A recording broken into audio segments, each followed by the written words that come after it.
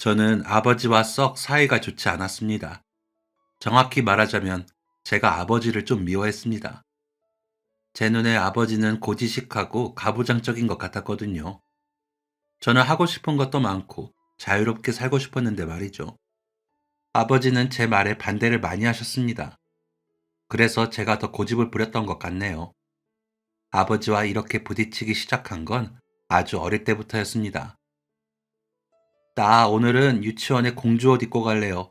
공주 드레스 입을 거예요. 오늘은 안 돼. 오늘은 편한 바지 입고 가자. 어릴 때는 다 그렇잖아요. 공주 옷 입고 싶고, 반짝거리는 구두 신고 싶고, 화려한 머리띠도 하고 싶고, 가끔은 요상한 선글라스도 쓰고 싶고 말이죠. 저도 여느 여자애들처럼 공주에 푹 빠져있는 유치원생이었는데, 아버지가 공주 옷을 유치원에 입고 가지 말라고 반대해서 엄청 울었던 게 생각이 납니다. 저도 고집이 장난이 아니었거든요. 왜 못 입게 하냐고 방바닥을 떼굴떼굴 구르면서 떼를 썼고, 결국 어머니께서 그냥 공주옷 입으라고 해서 입고 갔더랬죠. 그때가 제가 기억하는 아버지의 첫 번째 반대입니다. 다음으로 기억하는 건 초등학생 때였습니다.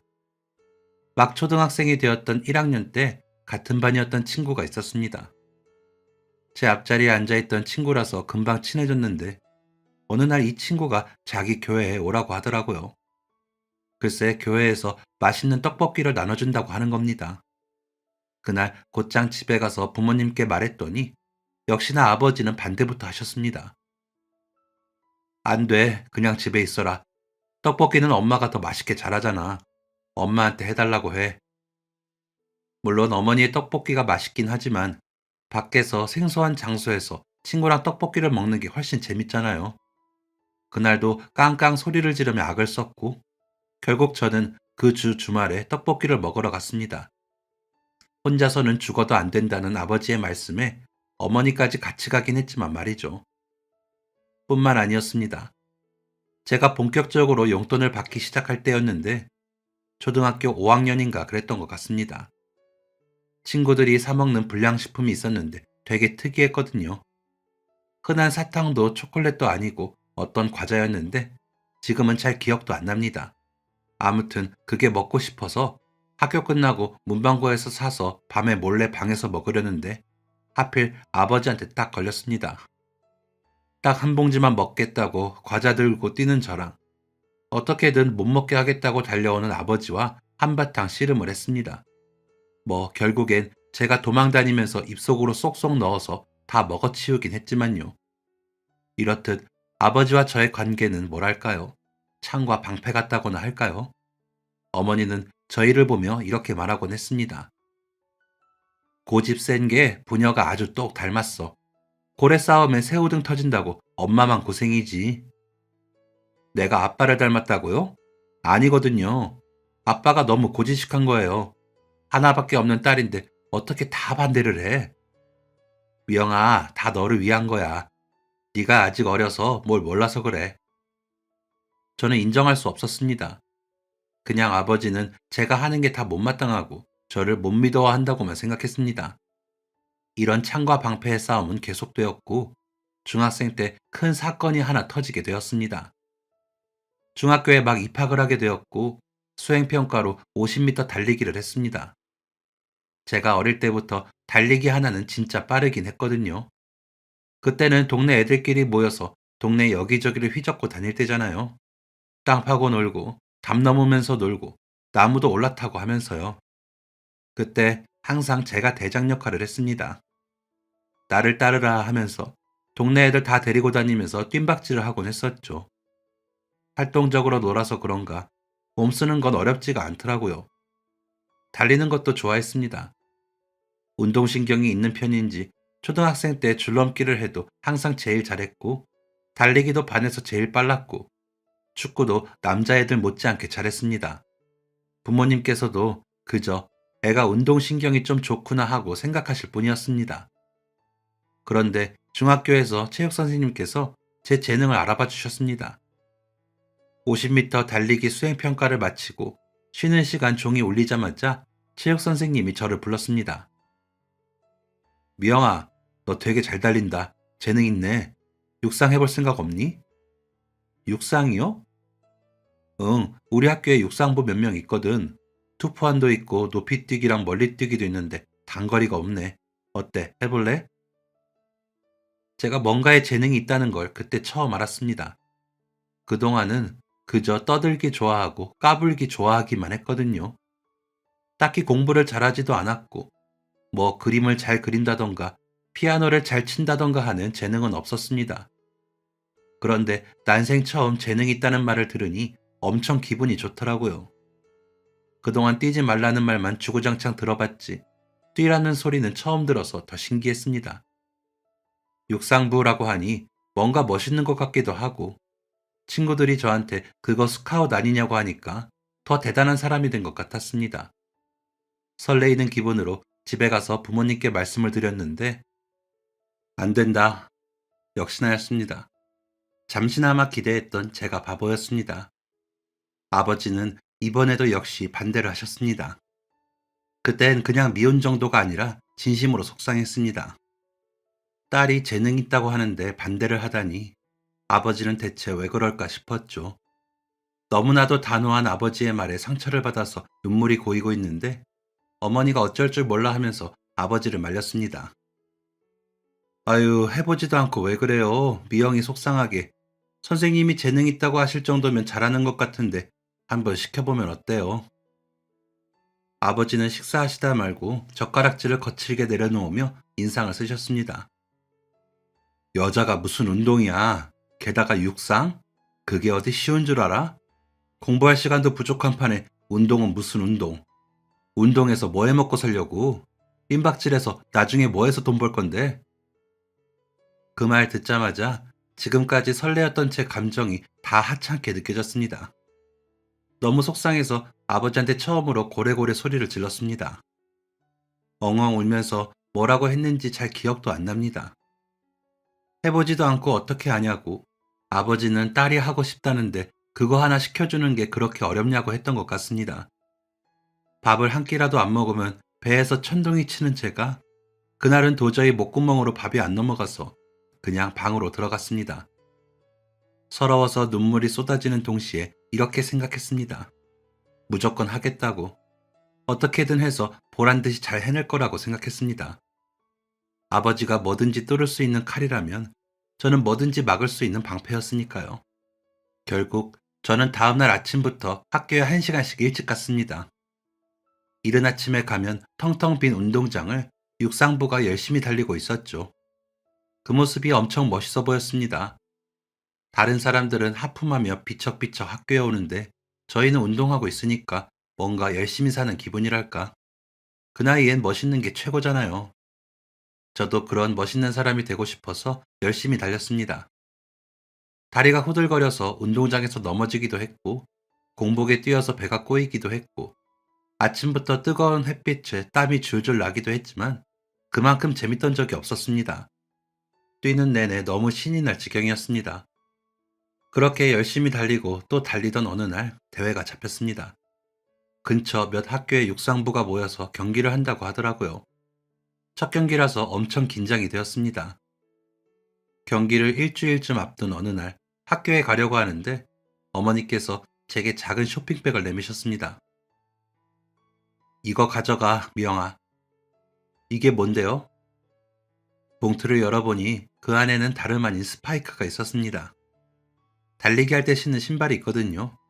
바닥에 뾰족한 목 같은 게 박혀있는 신발이죠. 원래는 학교에 있는 거 신고 연습했는데 사이즈가 잘 안 맞았습니다.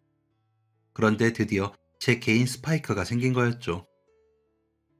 아빠가 이게 제일 좋아 보인다고 해서. 아빠가요? 설마. 아무튼 고마워요, 엄마. 다녀올게요. 스파이크가 싼 것도 아닌데 제 스파이크가 생겼다니 너무 좋았습니다. 그날따라 더 잘 뛰어지더라고요. 그 기세를 이어서 저의 첫 경기에도 보란듯이 1등을 했습니다. 100m도 1등, 200m도 1등을 했죠.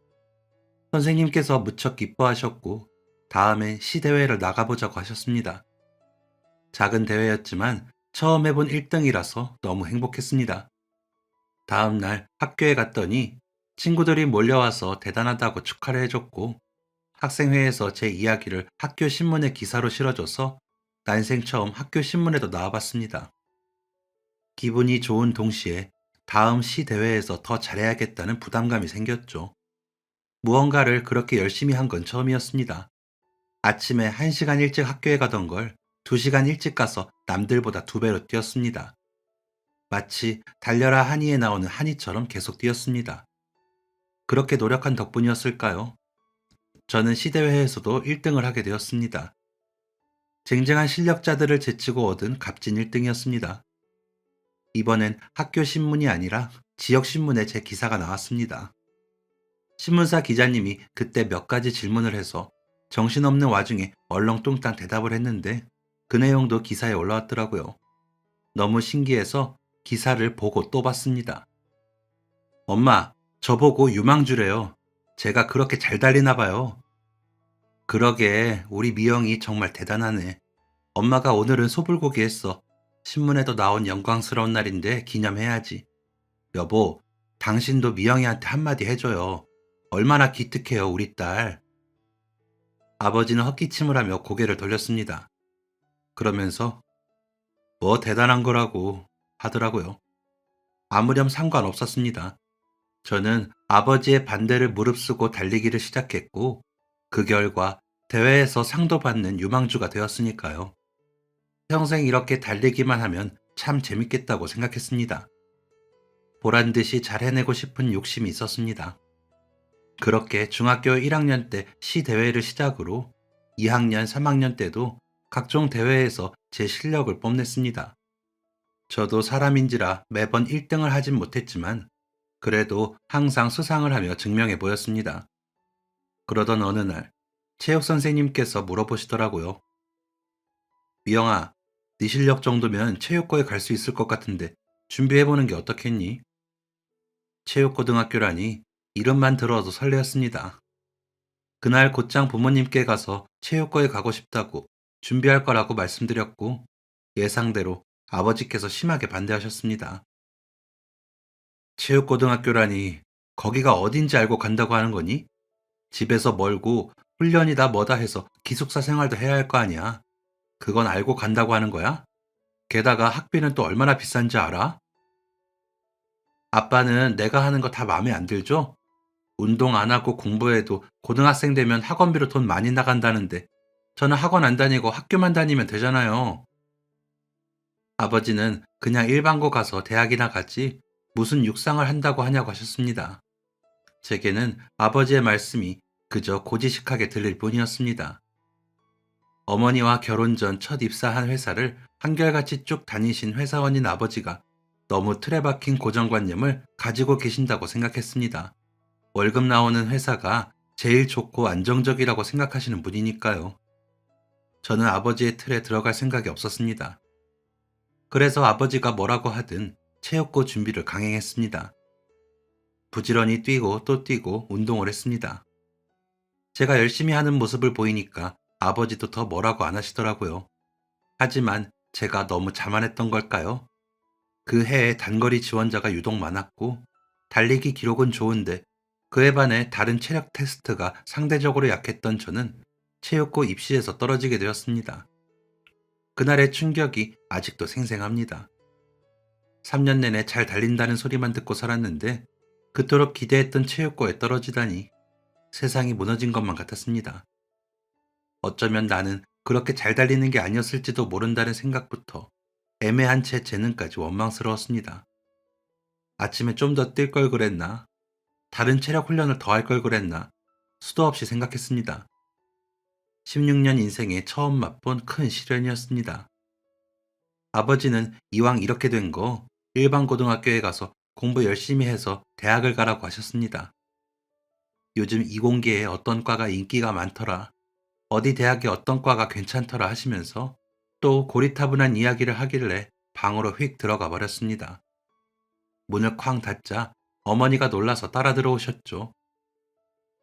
아이고 미영아, 아빠가 미영이 위로해 주려고 저러시나 보다. 위로요? 그냥 놀리는 게 아니고요. 아빠는 제가 체육과에 안 가길 바라셨잖아요. 아빠 뜻대로 되었으니 아주 좋으신가 봐요. 아빠 정말 너무해요. 그때 얼마나 속상했는지 모릅니다.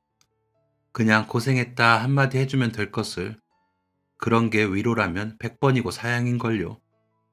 어쨌든 그렇게 저는 집 근처에 있던 일반 고등학교에 진학을 하게 되었습니다. 하지만 체육인의 꿈은 포기하지 않았습니다. 체육관 떨어졌다고 뭐 제 인생이 끝나는 건 아니잖아요. 이렇게 된 거 대학을 목표로 하고 다시 열심히 운동을 해야겠다고 생각했습니다. 학교에 육상부가 없어서 더 이상 대회에 나갈 기회는 없었지만 혼자 체력 단련을 하면서 체육교육과를 남몰래 희망했습니다. 물론 아버지한테는 말하지 않았습니다. 말해봤자 반대하실 게 뻔하니까요. 고3 때 어머니한테만 말해서 어머니를 졸라 체육교육과 입시 준비하는 학원에 들어가게 되었고, 저는 결국 체육교육과에 진학을 하게 되었습니다. 엄마, 저 합격했어요. 아빠, 사실 저 체육교육과 썼는데 합격했어요. 이미 합격한 거니까 반대하기 없기에요.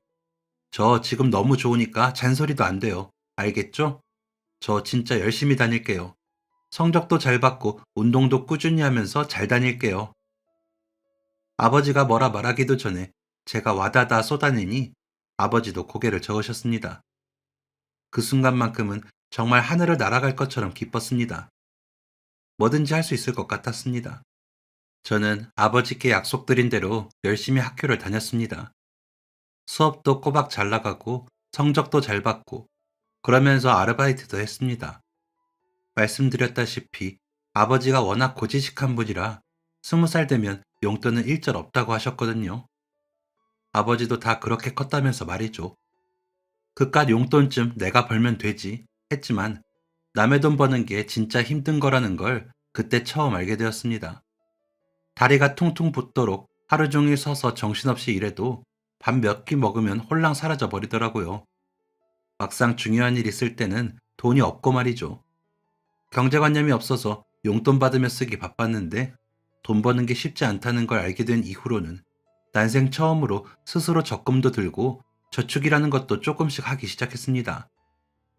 그렇게 나름 알찬 학교 생활을 하다가 졸업을 앞두고 또 한 번 아버지와 갈등이 생기게 되었습니다. 졸업 후 진로에 대해 아버지와 의견이 달랐거든요. 저는 졸업하고 사람들 운동 코치를 해주고 싶었습니다. 사실 원래 뚜렷한 목표가 없었는데 졸업한 선배가 헬스장을 차렸다고 하더라고요. 그때부터 관심이 생겼습니다. 선배, 돈이 그렇게 많아요? 어떻게 벌써 센터를 차렸어요? 원래 사업은 돈이 있어야 하는 게 아니야. 배짱이 있어야 하는 거지. 미영아, 너 졸업하면 우리 센터 와서 피트니스 강사할래? 내가 자리 만들어줄게. 잘만 하면 월 1,000만 원은 기본이야. 제가 좀 세상 물정을 몰랐습니다. 월 1,000만 원이라고 하니까 그저 눈이 휘둥그레진 거죠. 벌써 1,000만 원을 번 것처럼 가슴이 벌렁벌렁 거렸습니다. 그래서 졸업하고 피트니스 강사를 할 거라고 하니까 아버지께서 답답해 하셨습니다. 강사? 네 꿈이 원래 강사였던 거야? 아니, 그건 아니고, 뭐 꿈으로 직업을 정하나요? 기회가 있고 돈이 기다리고 있으면 하는 거지. 너 그 선배라는 사람한테 홀랑 넘어간 거야. 1,000만 원이 누구 집 개 이름도 아니고 그렇게 쉬운 줄 알아?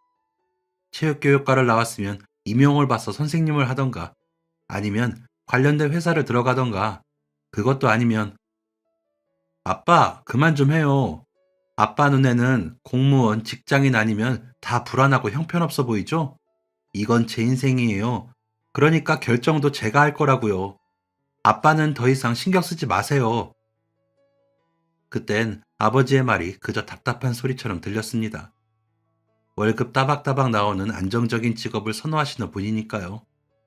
저는 이번에도 아버지의 말을 듣지 않았고 졸업 후에 선배 헬스장에 가서 일을 하게 되었습니다. 그런데 시작부터 뭔가 잘못되었다 싶더라고요. 고정급여가 너무 적은 겁니다. 이게 맞냐고 물으니 원래 고정급여는 그게 맞고 회원 관리하는 수당이 높아서 돈 걱정을 하지 말라고 하더라고요. 자리가 좋아서 회원은 끊이지 않으니까 곧 떼돈을 벌 거라고 했습니다. 하지만 허무 맹랑한 소리였습니다. 헬스장 규모에 비해 회원은 너무나도 적었고 그마저도 강사에게 수업을 듣는 사람은 거의 없었습니다. 그리고 그 수업도 모두 그 선배가 하기 바빴죠. 꺼다 놓은 보릿자루처럼 저는 하는 것도 없이 헬스장 출근을 했습니다. 몇 달 뒤, 이건 아닌 것 같다고 생각할 때쯤 헬스장도 같이 망해버렸고, 선배는 자신도 빈털털이라며 마지막 월급도 주지 않은 채 사라졌습니다. 듣기로는 그 선배가 대출을 끌고 끌고 끌어다가 헬스장을 차렸다가 폭삭 망하고 파산 신청까지 했다던데, 그 이후로 행방을 아는 사람은 없었습니다. 그동안 뭐 한 거지 싶어서 눈물이 다 나더라고요.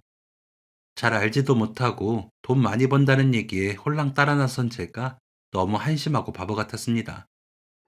제가 바보같이 시간 낭비하는 동안 동기들은 열심히 임용 준비도 하고 학원에 취직한 사람도 있고 회사에 들어가서 성과를 낸 사람도 있었습니다. 제가 너무 초라해서 꺼이꺼이 울고 있으니까 어머니가 조심스럽게 방으로 들어오셨습니다. 미영아, 괜찮아? 원래 사회생활 하다 보면 별의 별일 다 겪는 거야. 너무 마음 쓰지 마. 이참에 너도 임용 준비하는 거 어떠니? 중학교 체육 선생님 괜찮잖아. 엄마 친구 딸도 교사인데 좋다고 하더라고. 그리고 또 아빠가 지원해 주신다고 하셨어. 돈 걱정하지 말고 임용 준비하라시더라. 아버지 말대로 하기는 너무 싫었지만 이렇다 할 선택지가 없었습니다. 고민하던 저는 결국 임용 준비를 하기로 했습니다. 학창 시절에 운동을 많이 하긴 했지만 성적도 꽤 좋았고 공부하는 것도 나름 재밌어 했거든요. 그렇다고 아버지한테 감사한 마음이 있진 않았습니다. 그땐 왜 그랬을까요? 아버지 말이라면 다 고깝게 들렸나 봅니다. 길게만 느껴졌던 임용 준비가 끝나고 시험에 합격한 저는 중학교 체육 선생님이 되었습니다.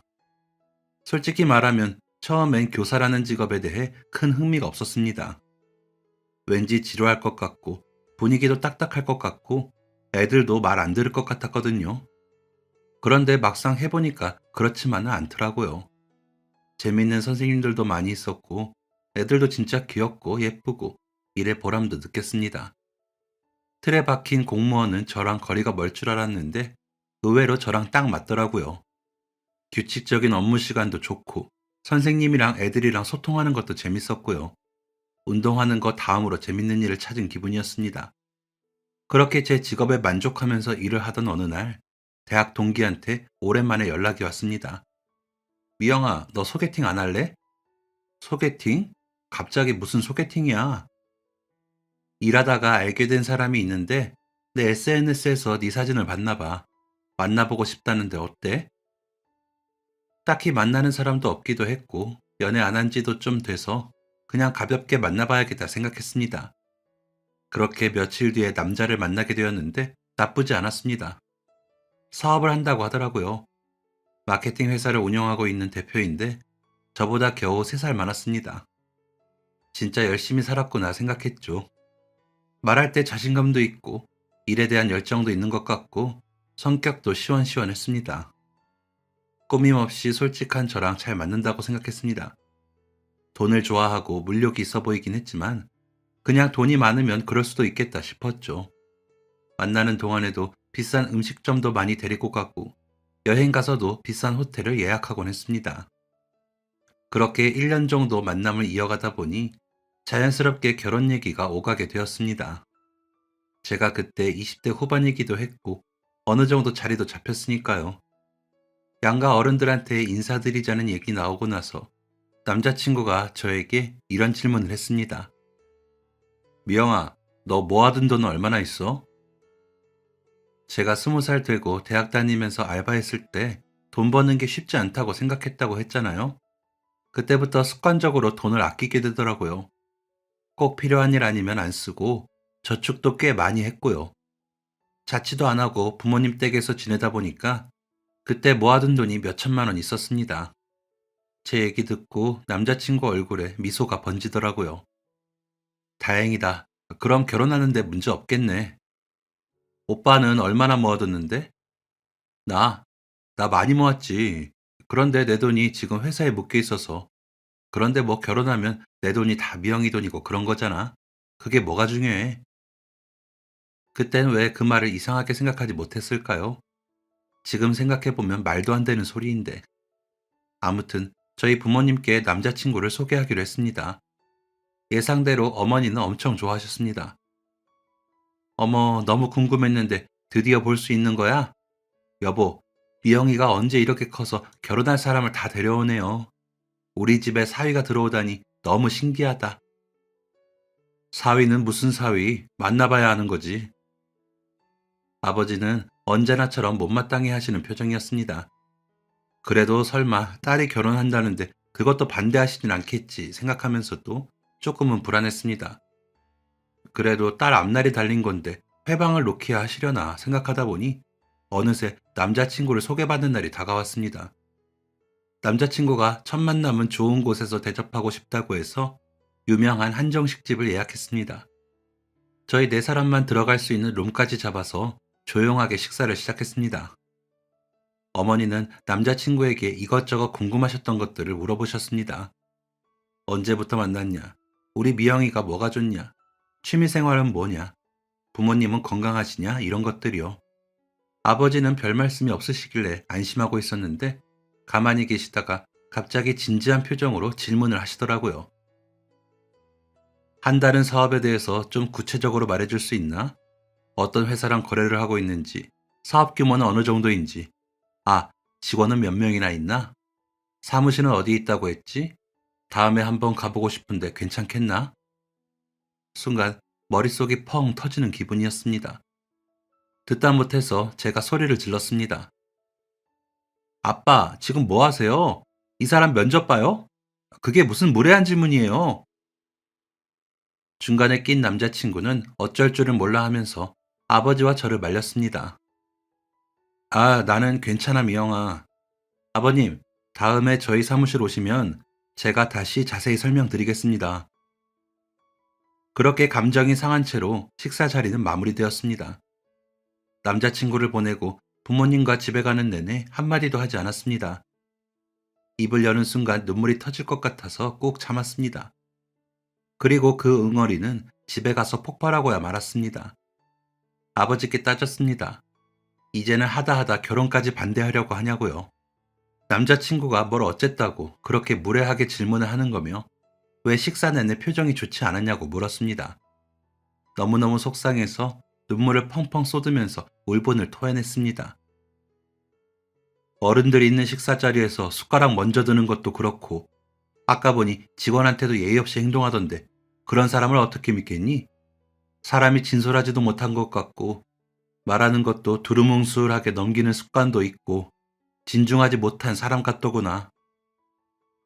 아빠 진짜 해도 아빠가 그런 사람 한두 명 본 줄 알아? 이 결혼 다시 생각해봐라. 더 이상 참을 수가 없었습니다. 저는 아버지한테 너무 한다고 버럭 소리를 지르고 방으로 가버렸습니다. 방에 들어간 저는 엉엉 울면서 짐가방을 꺼냈습니다. 맨날 반대만 하는 거 더는 못 참아. 이렇게 사느니 그냥 연 끊고 나가는 게 낫겠어. 못마땅한 딸 나간다고 하면 얼마나 속이 편하겠어? 씩씩거리면서 짐을 챙기다 보니 커다란 캐리어 하나를 꽉 채웠습니다. 짐가방이 더 필요했던 저는 안방으로 향했습니다. 아버지는 아무래도 담배를 태우러 가신 건지 집에 안 계셨고 어머니는 화장실에 계셨습니다. 안방 장롱에서 가방만 얼른 꺼내려고 했습니다. 장롱 깊숙한 곳에 있던 가방을 꺼내는데 맨 아래 칸 서랍이 살짝 열려 있는 걸 발견했습니다. 그런데 그 안에는 수상한 상자가 하나 있더라고요. 상자 뚜껑에 제 이름이 적혀 있었습니다. 이게 뭐지? 아빠 글씨체인데. 궁금증을 이기지 못하고 저는 상자를 살짝 열어봤습니다. 상자 안에는 다이어리 수첩 여러 개가 들어있었습니다. 그리고 그 수첩을 열어보는 순간 저는 그 자리에 주저앉고 말았습니다. 수첩엔 제 생애를 담은 사진들이 가득했습니다. 제가 태어난 순간, 처음 아버지 품에 안겼을 때, 돌잔치를 하며 울고 있는 사진, 초등학교 입학 사진, 뿐만 아니라 육상을 했을 때 사진도 있었습니다. 학교 신문에 실린 기사, 지역신문 기사까지 스크랩되어서 정성스럽게 붙여져 있었습니다. 그리고 제가 목표로 했던 체육고 사진, 제가 다녔던 대학교 사진까지 그 수첩에는 저의 모든 순간이 담겨져 있었습니다. 눈물이 뚝뚝 떨어졌습니다. 분해서 나던 아까의 눈물과는 다른 눈물이었습니다. 그때 어머니께서 화장실에서 나와 울고 있는 저를 발견하셨습니다. 어머, 미영아, 거기서 뭐하니? 엄마, 이거 뭐예요? 설마 아빠가 만든 거예요? 아, 그거 봤구나. 아빠의 육아일기지 뭐. 너 어릴 때부터 아빠가 혼자 몰래 만드신 거야. 부끄러워할 것 같아서 엄마도 모른 척하고 있었는데 미영이가 본 거 알면 엄청 민망해 하겠네. 그제서야 알 수 있었습니다. 아버지는 저를 못마땅해 하신 게 아니었습니다. 걱정하신 거였습니다. 혹시 제가 다치진 않을까, 잘못되진 않을까, 상처받진 않을까 염려하셔서 저를 지켜주신 거였습니다. 그게 아버지의 사랑이라는 걸 제가 너무 늦게 알아버렸습니다. 생각해보면 아버지가 하지 말라는 걸 해서 잘된 적이 한 번도 없었습니다. 어릴 때 공주 옷을 입고 유치원에 가면 하필 체육을 하는 날이라 넘어져서 무릎이 까졌고, 떡볶이를 준다던 친구 교회는 알고 보니 교회가 아니라 이상한 사이비였고, 아버지를 피해 불량식품을 먹은 날 밤에는 배탈이 나서 응급실에 갔었습니다. 육상을 시작할 때도 아버지가 반대했던 이유는 아빠는 이미 알고 있었던 거죠. 제가 육상으로 성공할 수 없다는 것을요. 하지만 뛰다가 넘어져 무릎이 까지거나 삐끗한 날엔 언제나 아버지가 약을 사오셨습니다. 무심하게 거실 탁자에 올려놓으셨던 그 약들이 아버지의 사랑이라는 걸 그때는 알지 못했습니다. 아빠의 사랑을 확인하니 눈물이 멈추질 않았습니다. 너무 감사해서, 그리고 또 그만큼 죄송해서 계속 울었습니다. 그리고 조금 전 있었던 일을 다시 생각해봤습니다. 아버지가 왜 결혼을 반대했을까? 왜 남자친구가 마음에 안 든다고 하셨을까? 아마 거기에도 이유가 있지 않을까 싶었습니다. 저희 아버지께서 한 직장에서 30년을 일하셨고 인사팀 임원까지 하셨거든요.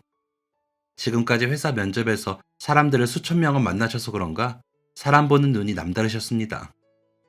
인상과 말투만 봐도 어떤 사람이구나 딱 아셨죠. TV에서 연예인 나오면 조만간 사고 치겠다, 사생활 안 좋을 것 같네 하면 100이면 100 아버지 말이 맞았습니다. 그런 아버지가 제 남자친구가 뭔가 찜찜하다고 하시니 저도 다시 한번 남자친구에 대해 생각해 봐야겠다 싶었습니다. 눈물, 콧물 질질 짜며 울고 있던 그때 아버지가 집에 들어오셨고, 저는 수첩 꼭 끌어안은 채 아버지한테 달려가서 또 한바탕 오열을 했습니다. 소리쳐서 죄송하다고, 버릇없이 굴어서 죄송하다고, 아빠 사랑한다고 하면서 무릎까지 꿇고 엄청 울었더랬죠. 아버지는 당황해서 어쩔 줄을 몰라 하시고, 어머니는 배꼽 잡고 웃으셨습니다. 한 차례의 소동이 지나간 후, 저는 결혼을 조금 미루기로 했습니다. 당장 없으면 죽을 만큼 사랑했던 것도 아니었고, 특별한 일이 있던 것도 아니라서 저는 당연히 남자친구도 이해를 해줄 줄 알았죠. 그래도 대놓고 아버지가 마음에 안 들어 한다 말할 수는 없어서 핑계를 대며 남자친구를 설득했습니다. 오빠, 우리 결혼 좀 미루는 게 어때? 나 지금 학교에서 좀 더 자리 잡고 싶기도 하고 다이어트도 해야 하고 내후년에 시골리는 거 어때? 뭐? 그게 무슨 소리야? 우리 부모님한테도 다 말했단 말이야. 왜 네 멋대로 그래? 당연히 이해해줄 줄 알았는데 정색까지 하면서 얘기를 하더라고요. 의견을 물어본 것뿐인데 말이죠. 처음 보는 모습이었습니다. 아무래도 결혼을 미루는 게 맞는 것 같아서 이 핑계 저 핑계 대며 겨우 설득을 했는데 남자친구가 갑자기 뜬금없이 식장 얘기를 꺼냈습니다. 그럼 식장만 예약하면 어때? 요즘엔 원하는 식장은 1년 전에 예약해야 한대. 우리 원하는 날짜에 자리 없을 수도 있으니까 미리 예약만 하자. 괜찮지? 아니, 식장을 보지도 않았는데 어떻게 예약부터 해? 가격대도 알아야 하고 음식도 볼 게 뭐가 있어. 내가 예전에 지인 결혼식이라서 가봤는데 되게 좋더라고.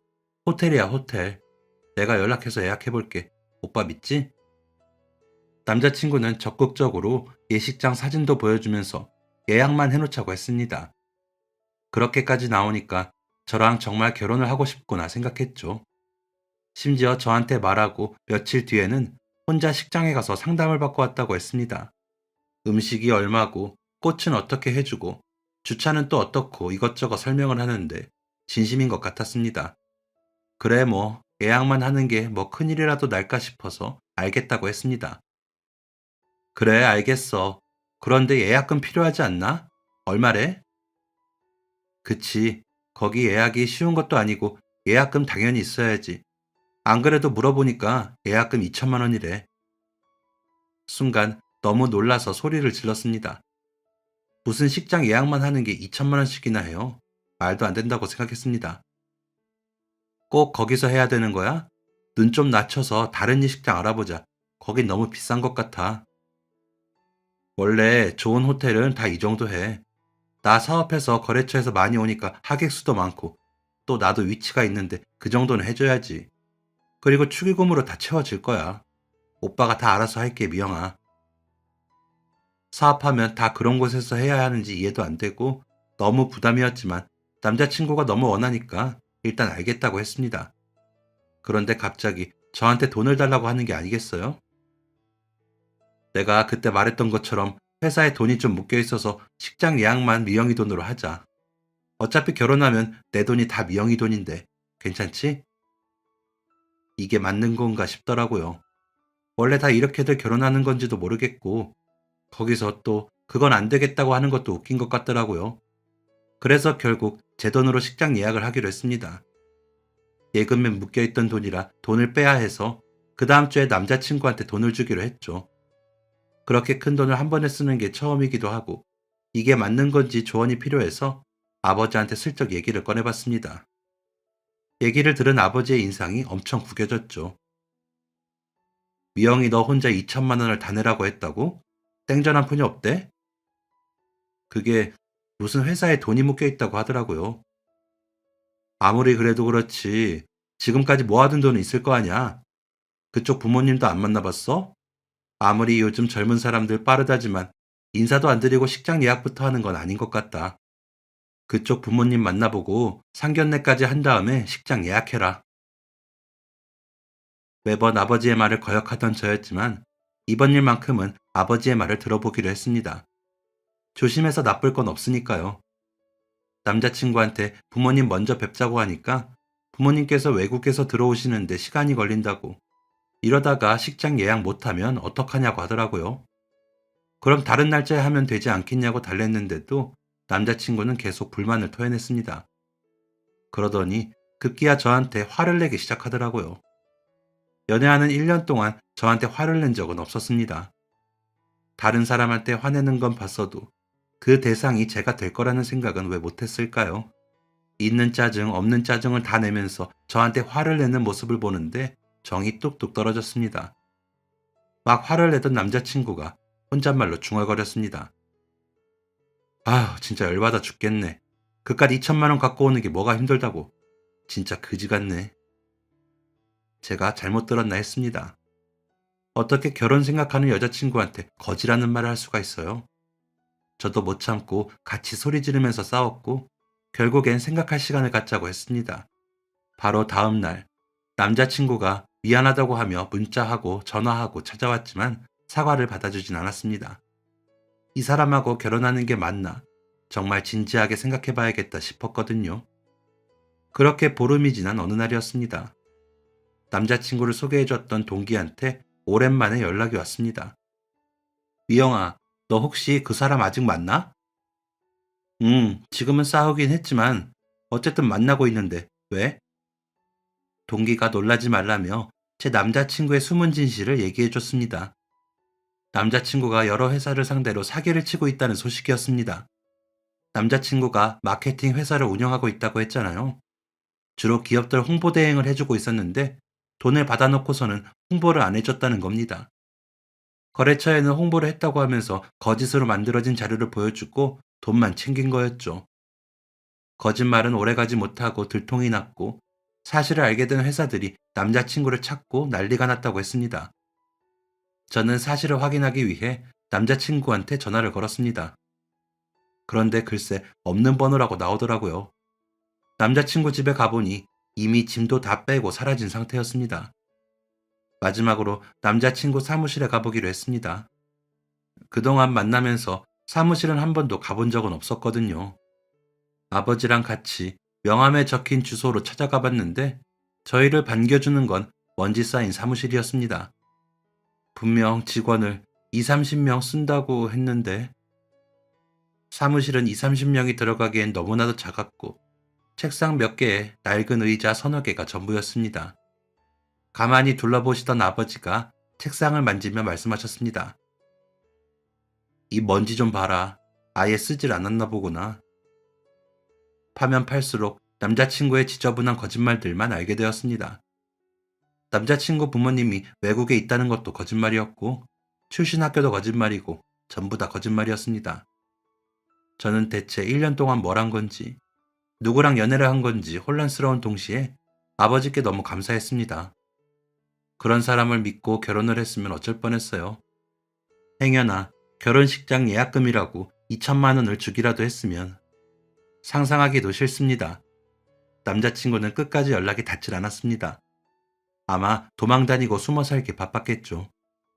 이건 아주 나중에 듣게 된 소식인데 남자친구가 결국 사기죄로 감옥까지 갔다는 얘기를 듣게 되었습니다. 하마터면 정말 큰일 날 뻔했지 뭔가요. 이 사건을 계기로 저는 아버지를 전적으로 믿게 되었습니다. 중요한 결정을 해야 하거나 고민이 생길 때마다 아버지를 찾게 되었죠. 그때마다 아버지는 아주 현명한 대답을 해주셨습니다. 신기하게도 아버지 말을 따르면 일이 술술 잘 풀리더라고요. 이게 바로 연륜과 삶의 지혜인가 싶었습니다. 그렇게 아버지를 따르다가 아버지 친구분의 아들과 연애도 하게 되었습니다. 이건 아버지 뜻은 아니었고 우연한 계기였는데 어떻게 된 거냐면요.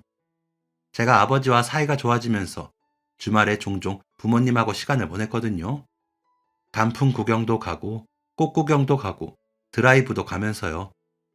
그러다 어느 주말에 부모님과 외출했는데 아버지 친구분과 친구분의 아들을 만나게 되었고 어쩌다 보니 같이 밥을 먹게 되었다가 제가 그 사람한테 반해서 연애를 하게 되었습니다.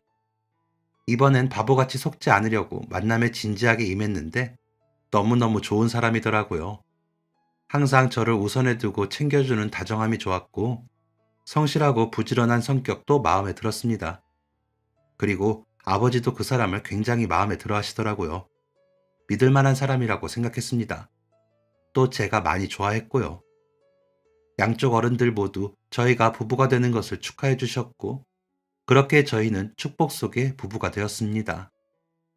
인생의 우여곡절을 많이 겪고 돌고 돌아서 만나게 된 인연인 남편은 정말 멋진 사람입니다. 덜렁대는 저와 다르게 현명하고 똑똑한 사람이죠. 그러면서도 저밖에 모르는 바보이기도 하고요. 이 글을 쓰는 지금도 제가 글을 쓰는데 집중할 수 있게 아이들을 맡아서 놀아주고 있습니다. 저희 결혼하고 연년생 남매를 낳았거든요. 너무너무 귀여운 아이들인데 남편이 엄마인 저 못지않게 너무 잘 챙겨주고 놀아줍니다.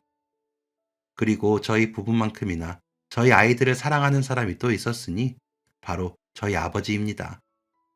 무뚝뚝하고 가부장적인 아버지가 그렇게 환한 미소를 짓는 건 태어나서 처음 봤습니다. 어머니는 제가 어릴 때 아버지가 껌뻑 죽으며 예뻐해 주셨다는데 저는 기억이 나지 않는걸요. 아무튼 저희 애들 보면서 좋아하는 아버지를 보고 있으면 아이들을 낳길 정말 잘했다는 생각이 듭니다.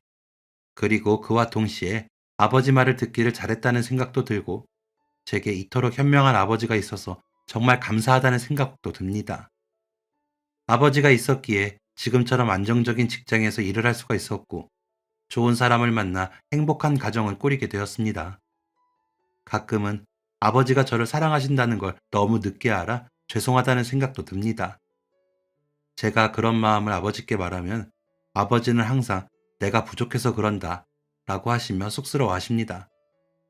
확실히 제가 결혼한 이후로는 마음을 많이 표현하시더라고요. 연락도 자주 하시고 밥 먹으러 오라고 하시기도 하고요. 표현하는 형태가 어떻든 예나 지금이나 아버지의 마음은 변함이 없다는 걸 잘 알고 있습니다. 저는 아버지의 하나밖에 없는 소중한 딸이니까요. 이제는 아버지가 제 의견에 반대를 하시면 그럴 만한 이유가 있겠거니 하고 전적으로 믿게 되었습니다. 어느 정도냐면 아버지가 팥으로 매주를 쓴다고 해도 믿을 정도인걸요. 아버지가 그동안 주셨던 사랑, 그리고 또 지금 주시는 사랑보다 더 큰 사랑을 드리면서 효도할 겁니다. 마지막으로 너무너무 사랑하는 저희 아버지께 감사하다는 마음을 전하며 글을 마치겠습니다. 읽어주셔서 감사합니다. 지금까지 사연 들어주셔서 감사합니다. 사연이 재밌으셨다면 구독과 좋아요를 눌러주세요. 감사합니다. 안녕히 계세요.